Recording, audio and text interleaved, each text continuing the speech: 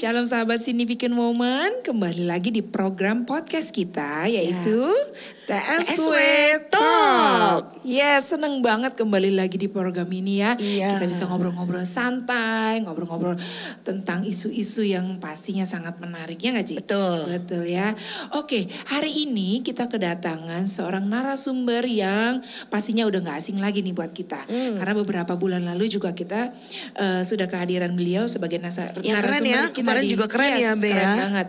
Beliau membagikan hidupnya. Oke. Nah, kita akan mengenalkan yaitu beliau adalah founder Virtuous Woman dan juga founder dari Petra Parents Club yang merupakan parenting ministry dari GBIWTC. Dan beliau juga adalah narasumber dari Heartline FM dengan program Parenting with Heart yang bekerja sama dengan Yayasan Busur Emas. Dan juga yang gak kalah penting, beliau ini adalah ibu dari 2 orang anak yang beranjak remaja. Wah, tanpa berlama-lama lagi, silakan Shalom Ibu Ili. Shalom. Senang banget. Welcome back Ibu Ili. Iya, senang sekali bisa bersama-sama sekarang untuk saling sharing, saling berbagi juga. Makasih loh. Gak asing lagi ya kalau Bu Ili ya. Kita udah sering denger pengajarannya. Di mana Be? Kemarin kita dengar pengajarannya di Virtual Woman ya. Virtuous Woman. Nah, ibu-ibu yang belum ikut bisa ikut tuh programnya bagus banget. Nah, oke, kita mau bahas apa hari ini, Ci? Hari ini kita mau bahas mengenai parenting ya. Yes, ya, parenting. Oke, karena parenting menjadi orang tua itu gak mudah gampang, ya Bu ya. Betul banget. Sangat sulit karena banyak strugglingnya, banyak dramanya. Betul. Pengalaman ya Be ya. Pengalaman setiap hari. Kita harus menahan diri, belajar seterus ya Bu ya. Betul. Oke, Ibu Ili ini juga founder dari Virtuous Woman yang juga membahas banyak mengenai menjadi ibu yang bijak. Nah, dari situ kita belajar bagaimana menjadi ibu, menjadi istri yang lebih baik. Gitu. Ya, amin. Terus, jadi ibu-ibu kita sudah mengumpulkan beberapa pertanyaan dari sahabat Significant Woman. Kita akan bertanya-tanya ya dengan beberapa pertanyaan kepada Ibu Ili ya Bu ya tentang parenting anak gitu ya. Jadi kita sudah mengumpulkan beberapa pertanyaan. Nah, tanpa berlama-lama langsung aja ya Be ya. Beberapa pertanyaan ini akan kita bahas untuk hari ini, topik hari ini. Oke. Kita akan pertanyaan ini kita dapatkan dari sahabat-sahabat Significant Woman yang struggle dengan cara mendidik anak, pola asuh anak. Nah, untuk pertanyaan pertama yaitu saya seorang ibu yang memiliki 2 orang anak yang rentang usianya berbeda 7 tahun. Namun setiap hari mereka selalu saja berulah seperti bertengkar, adu mulut, sampai pukul-pukulan baku hantam. Saya sering merasa stres dan tertekan untuk menghadapinya. Menurut Ibu Ili, apakah benar jika saya menghukumnya? Lalu bagaimana saya menghadapinya jika saudara sendiri seperti rival dalam keluarga? Gimana? Silakan Ili. Ini rasanya pergumulan semua orang tua ya. Ya rasanya tuh kalau lihat anak berantem atau bertengkar gemes banget gitu. Iya, betul. Kita sih kepengennya akur-akur aja ya. Kalau bisa di rumah tuh suasana damai, mereka bisa bekerja sama. Pengennya gitu ya. Itu harapan kita. Tapi kenyataannya nggak gitu Kenyataannya pada saat kita berharap seperti itu adalah harapan yang tidak realistik loh. Justru karena hidup bersama semakin dekat, bahkan sekian persen dari kehidupan anak-anak itu hidup bersama dengan saudara kandung. Jadi semakin dekat, semakin banyak waktu yang diluangkan bersama-sama. Di situ potensi konfliknya juga terjadi. Semakin sering bersinggungan gitu ya Bu. Betul. Iya. Nah, yang terpenting adalah bagaimana menyikapinya. Karena pada saat terjadi konflik dan menyikapinya, itu juga anak belajar sesuatu. Orang tua belajar, anak-anak juga belajar. Untuk menyikapinya kita perlu paham dulu sih sebenarnya sumber konfliknya itu dari mana. Yang pertama, kenali sumber konflik. Bukan hanya melihat pada saat mereka bertengkar, lalu kita kalau nggak kenali sumber konfliknya, kita jadi bereaksi marah-marah, marahin mereka. Itu justru nggak membantu. Bahkan kalau seandainya anak konflik dan orang tua ikut campur di dalam konflik sang anak, justru di situ tidak membuat anak belajar dari konflik, belajar untuk memahami satu dengan yang lain dan akan memperburuk suasana. Nah, oleh sebab itu, yang pertama kenalilah sumbernya. Ada berbagai sumber. Misalnya karena perbedaan personality, perbedaan kebiasaan. Ini juga nggak cuma anak-anak, suami istri aja karena perbedaan bisa konflik ya. Betul. Iya, itu karena perbedaan. Lalu yang berikutnya bisa jadi karena anak itu tidak ada kesempatan mengungkapkan perasaannya, sehingga anak menjadi marah, tidak berkesempatan menceritakan apa yang diinginkan dan juga pergumulannya. Lalu juga berikutnya bisa terjadi anak merasa disalah mengerti atau diabaikan atau dibedakan. Sehingga ini sebagai bentuk jeritan suara hatinya dan akhirnya termanifestasi dari perilaku dan akhirnya juga konflik. Nah, bisa jadi anak itu juga stres karena kondisi di rumah. Karena kondisi di rumah jadi emosinya nggak stabil, lalu dia juga jadi berespon dengan mungkin perkataan-perkataan atau perilaku-perilaku yang melukai saudaranya. Sehingga kita perlu pahami apa sih penyebabnya, atau juga ada anak yang memiliki kebutuhan khusus, perbendaharaan katanya sulit, dan juga mungkin untuk menyampaikan sesuatu sulit ya. Sehingga akhirnya dia cenderung mungkin nangis, marah. Nah, respon dari saudaranya juga jadi akhirnya terpicu konflik. Kenali dulu sumbernya. Oke, kalau tadi mengenali sumbernya. Lalu yang kedua, kenalilah pemicunya. Pemicunya itu adalah biasanya saat kapan sih mereka terjadi konflik. Misalnya saat lapar kah? Atau sebelum tidur kah? Saat ngantuk, capek? Atau misalnya masalah apa yang dipermasalahkan, mainan kah? Kemudian rebutan gitu ya. Rebutan channel TV kah? Nah, setelah mengenali apa yang dipermasalahkan, lalu baru bisa membahas solusinya. Sebenarnya apa sih yang kamu inginkan yang membuat kamu konflik? Yang kamu harapkan dari saudara kamu tuh apa? Ya, dari saudara, dari adik kakak itu seperti apa? Ini juga perlu dilatih. Kemudian sikap orang tua juga penting banget pada saat mereka konflik. Kalau mereka tidak sampai berdarah gitu ya, tidak sampai menyakiti satu dengan yang lain, izinkanlah, betul. Kemudian, namun kita gak usah intervensi. Betul. Dan gak usah teriak-teriak ya. Gak usah teriak-teriak, justru pada saat kita teriak-teriak dan marah-marah dan bertanya siapa yang mulai duluan? Iya, siapa yang salah? Nah, ini membuat anak tuh akan melihat, kita membela satu dengan yang lain. Kalaupun sampai akhirnya mereka meminta bantuan, kita bisa panggil dua-duanya, bersikap netral. Nah, kita mengajak mereka untuk mengungkapkan perasaannya masing-masing. Sehingga pada saat mengungkapkan perasaannya, apa yang diharapkan, bagaimana perasaan, apa yang diinginkan, apa yang membuat marah. Yang satu mengungkapkan, yang satunya mendengarkan. Jadi yang satu belajar mendengarkan dan melihat dari sisi saudaranya. Kemudian berikutnya saudaranya diberikan kesempatan bersama-sama untuk mengungkapkan walaupun ke kita, tapi perasaan, apa yang diharapkan, apa yang membuat marah. Setelah itu barulah boleh menanyakan kembali lagi ke salah satu, menurut kamu di pemikiran adik kamu apa sih sebenarnya, kenapa bisa terjadi konflik? Kembali lagi tanya supaya mereka bisa belajar melihat dari sisi saudaranya. Bukankah ini sebenarnya skill ya? Bukan sekedar kita marahin, tapi skill untuk mengelola konflik itu adalah skill yang perlu dimiliki anak sepanjang hidup. Nggak cuma dengan saudaranya, tapi juga nanti di dalam pergaulan sosial, bahkan dengan pasangan di saat pernikahan. Karena teori ini sebenarnya bukan cuma buat anak ya, Bu ya. Untuk semua ya, dalam hubungan kita apapun harus dengar dari dua arah ya. Betul.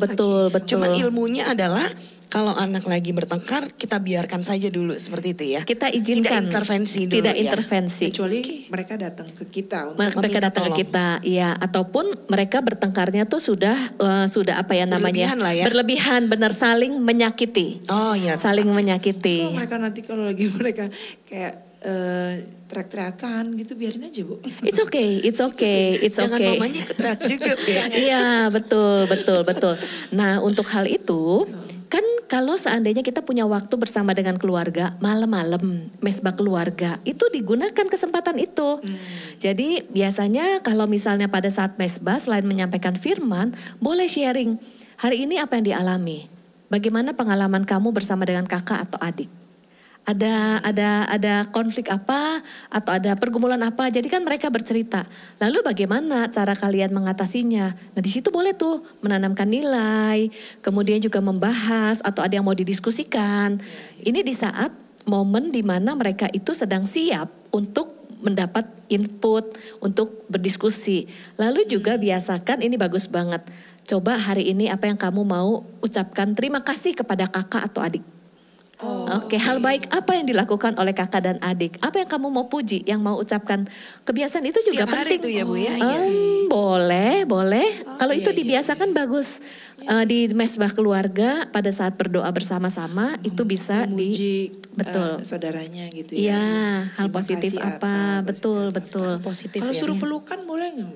Nah, kalau suruh pelukan boleh saja sih, boleh saja di momen-momen tertentu. Misalnya, gimana kamu menunjukkan kasih kepada kakak atau adik kamu, ulang tahun lah, gitu ya. Kalau ucapan-ucapan tertentu itu juga oke banget sih. Karena kalau pelukan terus-menerus kan belum tentu mereka pun oke ya. Nyaman Soalnya ya. kalau lagi berantem saya suruh pelukan. Habis itu suruh pelukan. Setelahnya. Oh, it's okay kalau misalnya mereka udah saling paham dan Berantemnya juga tiap untuk hari. rekonsiliasi, it's okay pelukan. Iya. Mungkin pada saat mereka bertengkar, mereka mengikuti apa kata kita nih pelukan. Namun untuk menelusuri sumbernya dan penyebabnya, saling memahami satu dengan yang lain, itu mungkin boleh digali lagi. Gali lagi, betul. Kita pancing, Iya, kita ajak iya. ngomong gitu ya Bu ya. Oke. Atau mungkin yang menarik, mereka bertengkar, oke sini, disediakan ruangan, silakan kalau bertengkar, tapi bertengkarlah dengan baik, sampaikan baik-baik, itu juga oke sih. Oh gitu ya. Bu, Iya. ya. Jadi bikin satu ruangan lagi khusus bertengkar. Entah anak, entah orang tuanya. Iya, justru pada saat dikasih kesempatan bertengkar malah jadi Malah nggak diem ya. bertengkar. Iya, benar. Bagus juga tuh Iya, idea. benar juga ya. Di atas ada ruangan kosong di rumah. Iya.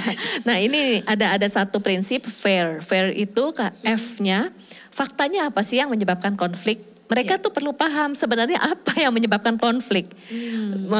Dan seringkali terjadi pada saat konflik membahas yang lama-lama.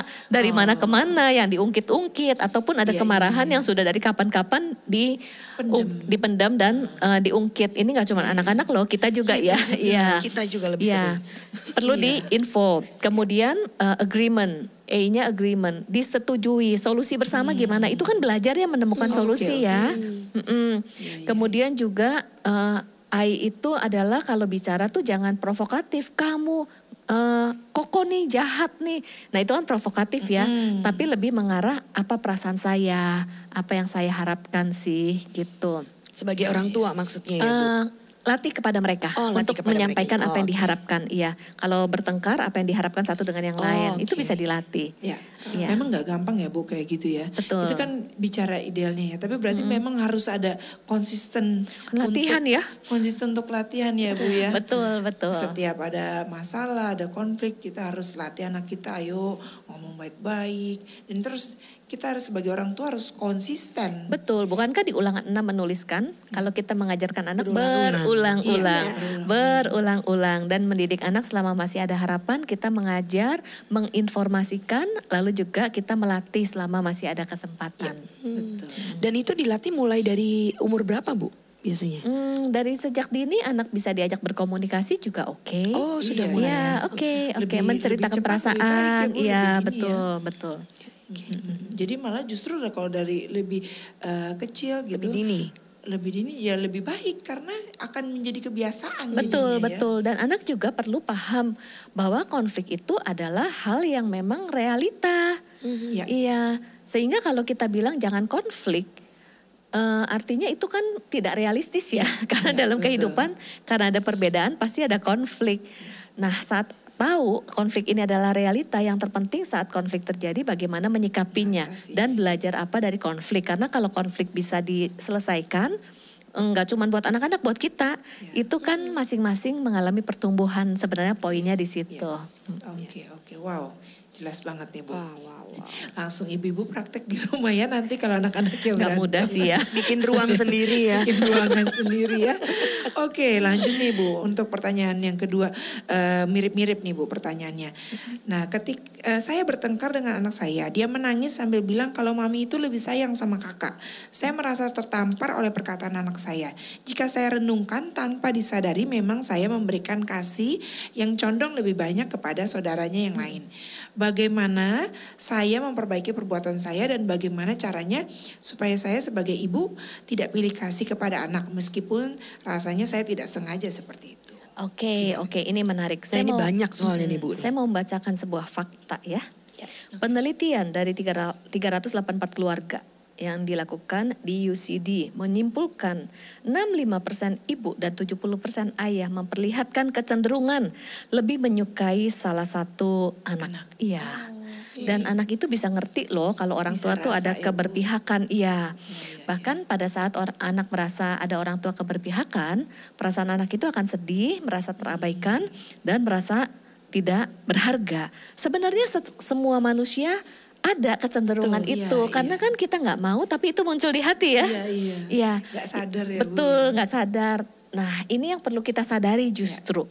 Kalau nggak sadar, maka perilaku kita bisa jadi membeda-bedakan. Kita lebih kalau konflik lebih membela satu dengan yang lain, menyudutkan satu dengan yang lain. Tapi kita kenali hati kita. Kita tuh lebih berpihak kepada siapa? Dengan jujur di hati kita.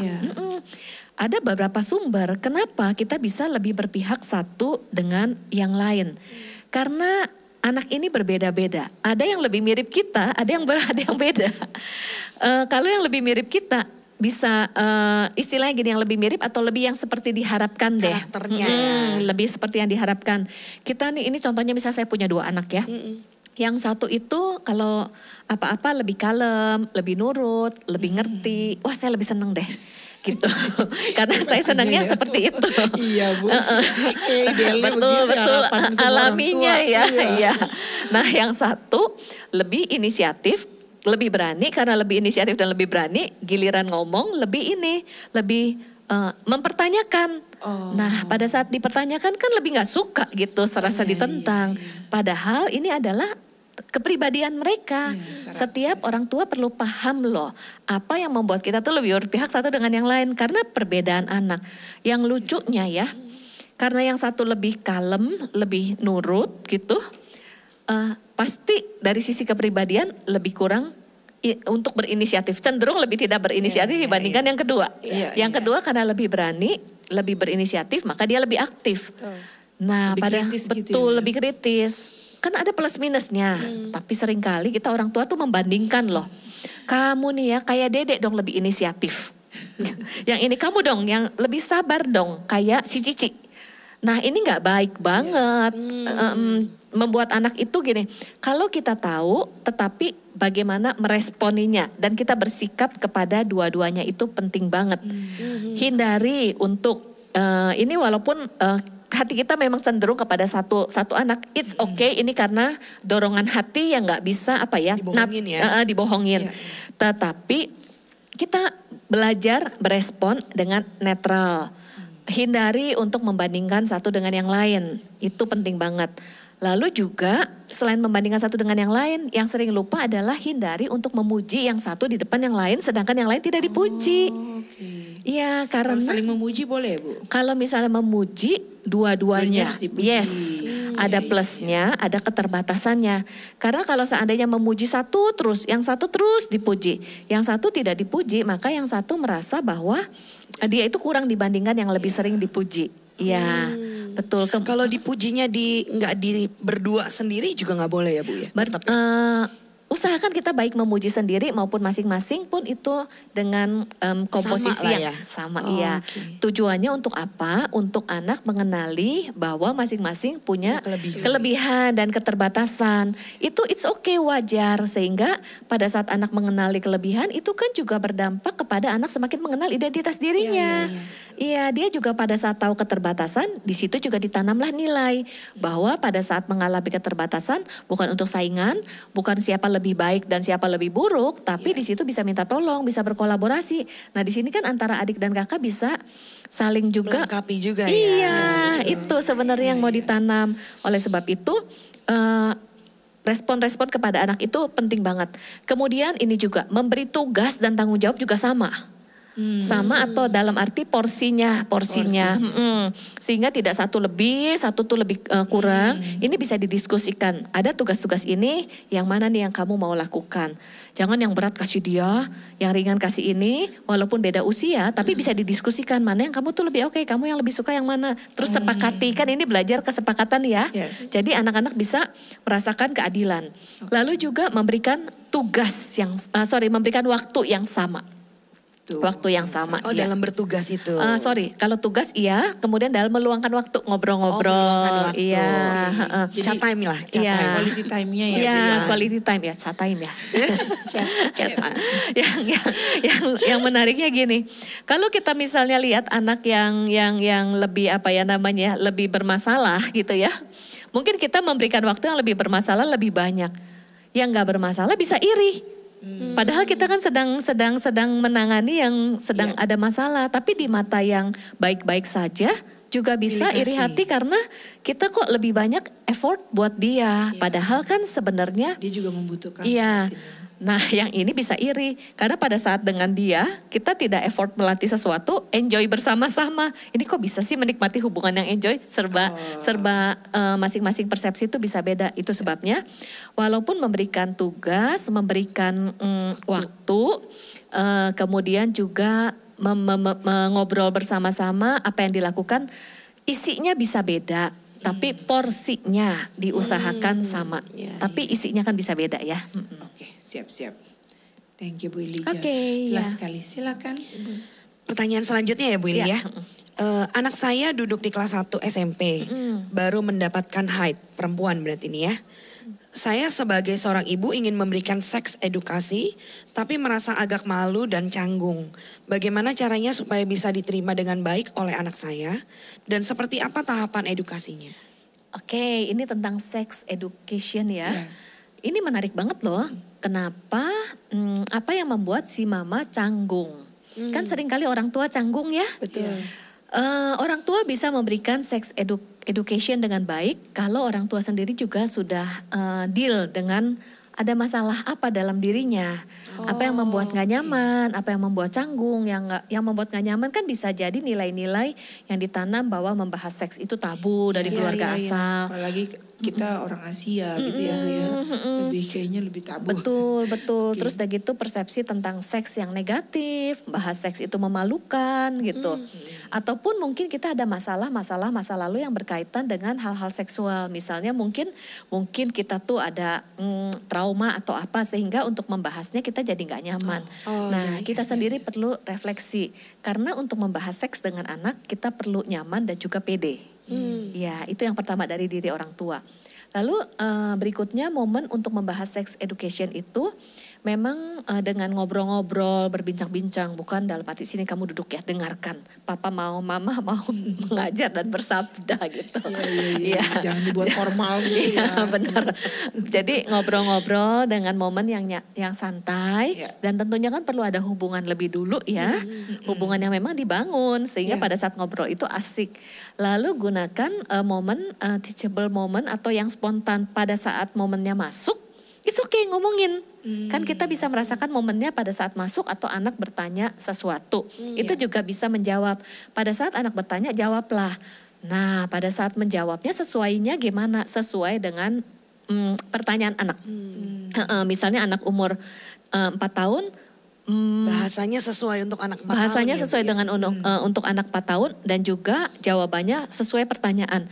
Misalnya dari mana saya lahir? Oh, kamu itu lahir karena papa dan mama menikah gitu ya. Menikah dan diberkati. Cukup. Karena pertanyaannya di situ, kalau dia cukup. Tidak perlu sampai iya itu adalah dari persetubuhan antara pria dan wanita. 5 tahun. Bisa didetailin. Gitu, oke. Nah ini dari momen-momen yang ada. Namun informasi-informasi apa yang sesuai usia itu juga kan dari pengalaman-pengalaman sambil menanamkan nilai-nilai, karena bukan hanya sekedar pengetahuannya, tetapi nilai moralnya yang perlu ditanamkan kepada anak. Dan pengetahuan tentang dirinya tuh penting banget. Sex education tuh dimulai dari anak paham bahwa dia pria atau wanita. Oke. Nah itu bisa dibahas tuh bahwa oh iya saya juga baru ingat di sini ada buku nih. Ini ada buku bagus banget, bisa memperlengkapi orang tua mengenai sex education dan juga biblical. Ada 4 seri. 4 seri bisa membahas dari anak usia dini, kemudian usia SD, usia puber, dan juga remaja dengan tujuan masing-masing. Misalnya di usia dini. Di usia dini ini membahas tentang bagian-bagian tubuh. Ini loh perbedaan pria dan wanita. Kamu ini wanita. Tubuh dari wanita bedanya dengan pria apa gitu. Jadi anak tuh paham gender sejak kecil. Ya lalu juga dikasih tahu misalnya dengan bentuk cerita bahwa tubuh ini adalah private. Oh iya, dari baby juga loh buka pampers, buka baju. Itu seringkali kan di umum gitu ya. Sebenarnya pada saat buka pampers, buka baju, ganti celana gitu sebenarnya menanamkan sex education juga loh di momen seperti itu. Kita cari tempat lebih tersembunyi. Cari tempat yang sepi. Nah, buka ini kita cari ya tersembunyi. Itu kan mengajar anak sesuatu yang perlu dijaga. Itu penting. Lalu juga walaupun dia belum mengerti banget, tapi kita udah menjaga dari pengalaman kecil. itu dia tahu loh. Dia menyimpan di memorinya ya. Ya, menyimpan di memorinya sehingga kan ada anak yang sampai usia tertentu buka baju aja di depan kamar mandi di luar. Main buka aja ya. Main buka aja ada loh. Lalu selain itu juga perlu dikasih tahu bahwa bagian yang ditutup kan ada yang ditutup 1 lapis, ada yang ditutup 2 lapis. Ya, di situ kan private ya. Jadi yang tutup 2 lapis yang mana di situ private. Nah, sesuatu yang private itu perlu dijaga. Pada saat sex education juga menanamkan supaya anak itu menjaga bagian tubuhnya. Ini mencegah anak tuh untuk dari sexual abuse loh. Iya, penting. Ini tidak boleh diberikan kepada siapapun kecuali misalnya untuk di pernikahan nanti kepada pasangan ataupun nanti di dokter dengan tujuan tertentu. Kemudian orang tua juga untuk membahas sesuatu misalnya gitu itu ditanamkan. Itu informasi tentang diri sendiri dan bagaimana menjaga diri. Lalu misalnya di usia SD nih, mulailah diinfo bahwa kita ini kan punya bagian-bagian tubuh kita ini sebagai seorang anak berkembang menjadi dewasa nggak cuma semakin tinggi gitu, tapi tubuh juga ada yang berubah. Menstruasi gitu ya. Apa itu menstruasi? Menstruasi itu adalah sebenarnya kan menghasilkan sel telur, kemudian juga untuk nanti bisa dibuahi dan juga ada rahim dan sebagainya dengan cerita di buku ini ada. Sehingga pada saat kamu menstruasi dan sebagainya bisa diinfo lah ya apa yang perlu dilakukan. Anak itu akan lebih nyaman pada saat dia dipersiapkan lebih dulu. Jadi pada saat perubahan-perubahan dia udah tahu. Dibandingkan dia nggak tahu terus dia kaget. Atau mendengar info yang negatif dari teman-temannya. Jadi penting banget persepsi positif bahwa ini adalah dari Tuhan. Ini ada tujuannya. Kemudian menjaga perubahan di pria juga ya, wanita dan pria. Nah pada saat anak-anak siap perubahan tubuhnya di situ juga. Pada saat anak remaja ini mulai diinfokan betapa pentingnya untuk hidup dalam kekudusan, tentang persetubuhan, kemudian yang melanggar moral yang mana, ini perlu di anak-anak remaja. Nanti remaja lebih dewasa lagi, di situ sex education-nya lebih ke arah pacaran yang benar, bagaimana mencari pasangan, ini perlu ditanam, terus penyimpangan-penyimpangan yang ada. Nah ini bisa ditanam, semoga membantu ya. Ya. Terima kasih jawabannya Bu. Selanjutnya ya Bu ya, kita lanjut ya. Anak saya berusia 12 tahun bertanya, Mama temanku bilang ajak aku pacaran padahal dia itu laki-laki sama seperti aku. Dia bilang jadi gay keren loh. Saya merasa kaget mendapat pertanyaan seperti itu. Dengan perkembangan teknologi yang semakin canggih dan mudahnya anak-anak bisa mengakses apapun dari internet. Kalau dari Ibu Ili, kira-kira bagaimana saya harus mengedukasi anak ini dengan maraknya isu LGBT, lalu dengan sikap yang seperti apa agar anak saya mampu memahami apa yang saya sampaikan dan bagaimana mencegahnya agar tidak terbawa arus pergaulan. Ya, ini memang hari-hari ini orang tua juga perlu waspada ya mengenai hal itu. Ini sangat berkaitan banget dengan pendidikan seks. Karena anak itu pada saat kita menceritakan tentang tubuh kita, itu juga kita menanamkan bahwa Tuhan itu menciptakan pria dan wanita. Sehingga anak itu paham banget dengan gendernya. Lalu juga memberitahukan tentang nilai-nilai pernikahan. Yaitu Tuhan memberkati pria dan wanita juga untuk nanti beranak cucu gitu ya. Keturunan, kamu tuh juga dilahirkan dari pernikahan papa dan mama. Ini ditanamkan kepada anak. Sehingga pada saat anak mendengar hal-hal tersebut, dia juga paham ada hal-hal yang memang kok berbeda dengan pengajaran yang orang tua sampaikan. Nah, pada saat anak bertanya, ini bisa sih dengan bicara gini, gak setiap anak paham tentang identitasnya. Mungkin ada anak yang dia bingung, dia pria atau wanita. Dia sendiri sepertinya gak ingin, tapi dia mungkin bingung. Lalu pada saat remaja, jadi dia juga bingung, jatuh cinta dengan pria atau wanita. Nah, mereka juga sebenarnya bergumul loh dan sedih. Kita perlu punya belas kasihan kepada mereka. Bukan menghakimi, bukan untuk menyudutkan. Tuhan juga mengasihi mereka. Itu ditanamkan supaya tidak penghakiman. Namun tindakan-tindakan yang dilakukan, kita kan juga sudah tahu ya, kalau seandainya menikah, ada prinsip firman Tuhan pernikahan itu pria dan wanita. Oleh sebab itu kita tetap mengasihi, tidak menghakimi, tapi kembali lagi kepada prinsip kehidupan kita. Kita juga hidup sesuai dengan standar firman Tuhan. Ini netral banget ya. Lalu bagaimana menyikapi si teman?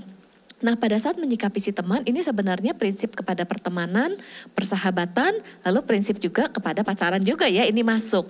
Istilahnya begini, kita berteman sama siapapun kan memang oke. Tetapi pada saat bersahabat, kita memilih bersahabat dengan teman yang nilainya sama, tujuannya sama, saling membangun. Oleh sebab itu kalau seandainya pergaulan yang buruk atau membuat kita bisa melakukan hal-hal yang menjauh dari Tuhan atau melanggar firman Tuhan, kita perlu membuat batasan. Ini yang ditanamkan, tetap mengasihi, tetap bukan memusuhi, kan namanya teman, tetapi ada batasan untuk menjadi sahabat dan juga pada saat bersahabat ataupun ada permintaan-permintaan yang melanggar yang tidak sesuai prinsip, kamu belajar say no, itu yang ditanamkan. Ya, jadi anak tuh harus berani berkata tidak ya. Ditanamkan itu dari kecil ya. Itu Bu, juga ya. Perlu loh berani berkata betul. tidak, benar. Karena kalau enggak dia takut mengikuti arus. Ya, benar. Dan tahu jati dirinya juga penting ya. Penting tahu jati diri, tahu prinsip bahwa Tuhan menciptakan pria dan wanita. Jadi itu adalah sebagai filter pada saat ada hal-hal yang berbeda dengan prinsip yang ditanam, dia juga jadi bisa memfilter, bertanya, berdiskusi, dan juga dia tahu bagaimana dia menjaga batasan. Itu yang ditanam sih sebenarnya. Jadi yang paling penting itu menurut saya dari keluarga ya Bu, apa yang ditanamkan dari keluarga. Itu penting banget prinsip, norma-norma, firman Tuhan. Betul. Sehingga anak ketika keluar tuh dia firm dengan jati dirinya, dengan gendernya, dengan segala macamnya gitu ya Bu. Jadi nggak gampang terbawa arus dengan pergaulan. Benar. Ya. Oke. Ya, lanjut. Jawabannya luar biasa ya. Yes. Cukup menjawab sekali. Ini masih ada lagi nih Bu. Masih. Kita lanjut ya. Iya. Seru banget soalnya. Pertanyaan yang kelima. Anak saya setiap diajak bicara pasti sulit sekali. Dia enggan berbicara maupun bercerita dengan saya. Malah merasa risih. Padahal saya sangat ingin membangun kedekatan emosi kepada anak saya.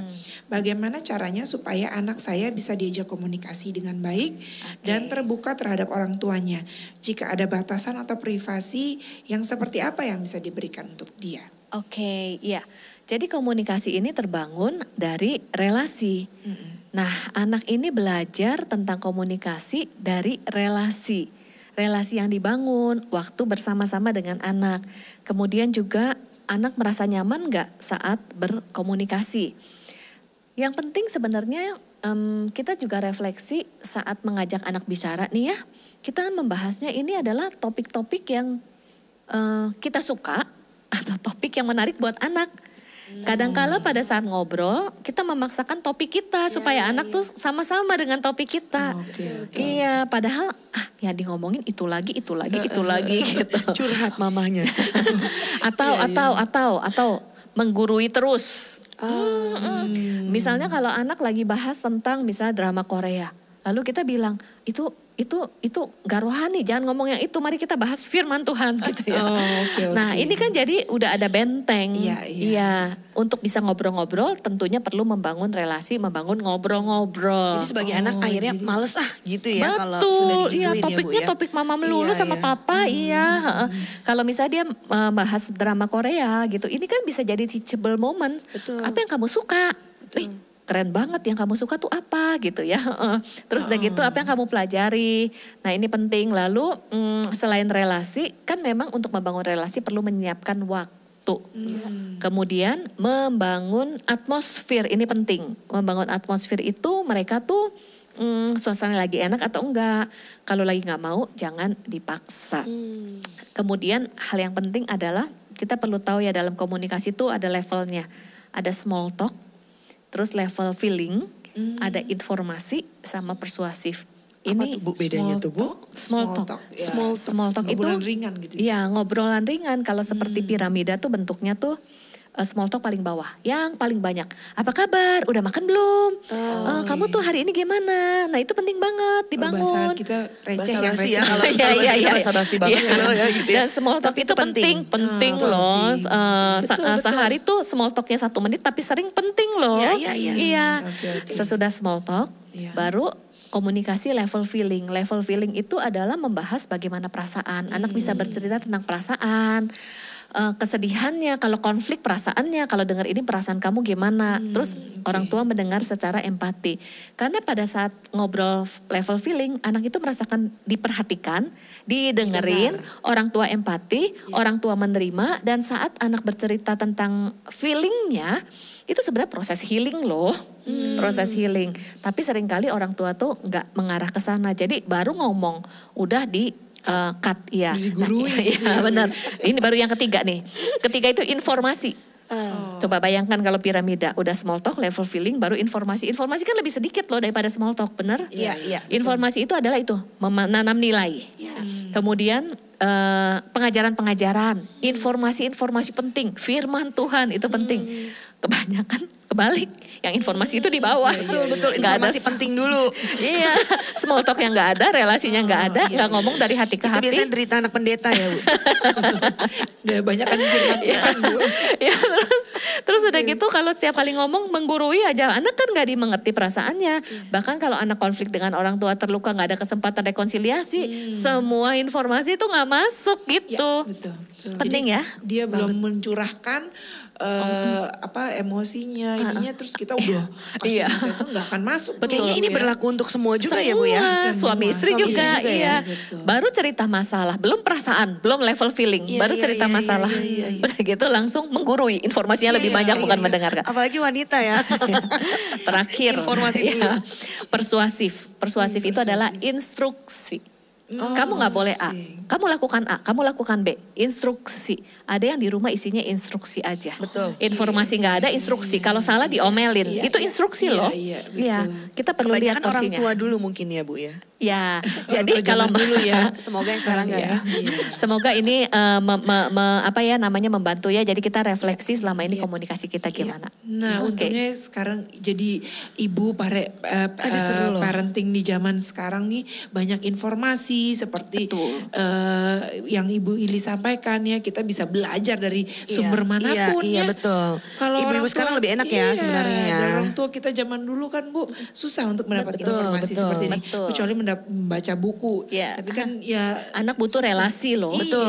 Iya, bukan informasi. Sedangkan yang diomongin informasi melulu. Iya. Padahal anak butuh didengarkan, dimengerti sehingga relasi terbangun. Nah tadi saya tertarik Ibu bilang ketika dia menceritakan aja itu udah proses healing. Betul, Ya kan? betul banget. Jadi dengan dia mencurahkan isi hatinya aja itu ada proses healing, ya Bu. Iya, betul. Jadi luka-lukanya atau kesedihannya itu akan terobati gitu dengan bercerita. Betul. Wow, Kita menarik. pun begitu kok. Iya, Ya kan, betul. kita pun kalau kita bercerita kita juga healing kok. Iya. Iya kan, tinggal healingnya doang yang belum jalan-jalan. Jalan-jalan ya.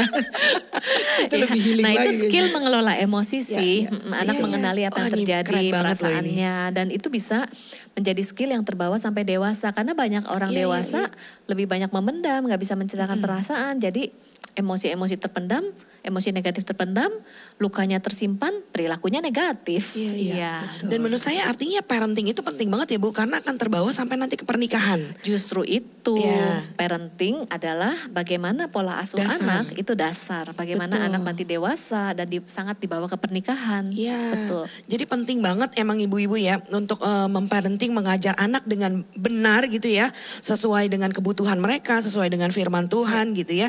Sehingga nanti ketika mereka beranjak dewasa bahkan sampai ke pernikahan nanti mereka membawa sesuatu yang baik dalam keluarga mereka dan itu menjadi generasi yang luar biasa gitu ke depannya ya. Lebih baik lagi daripada Betul. Dan Amin, Indonesia amin. ya pasti akan dipulihkan. Amin.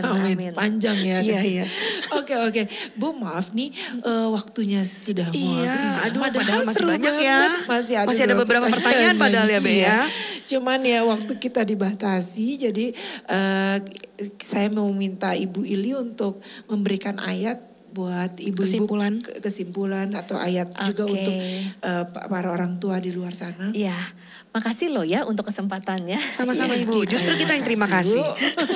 Oke, kalau misalnya saya mau mengambil satu kesimpulan, saya teringat satu quotes dari seorang profesor yang bernama Profesor Ndraha. Dia mengatakan bahwa tidak ada anak yang sulit.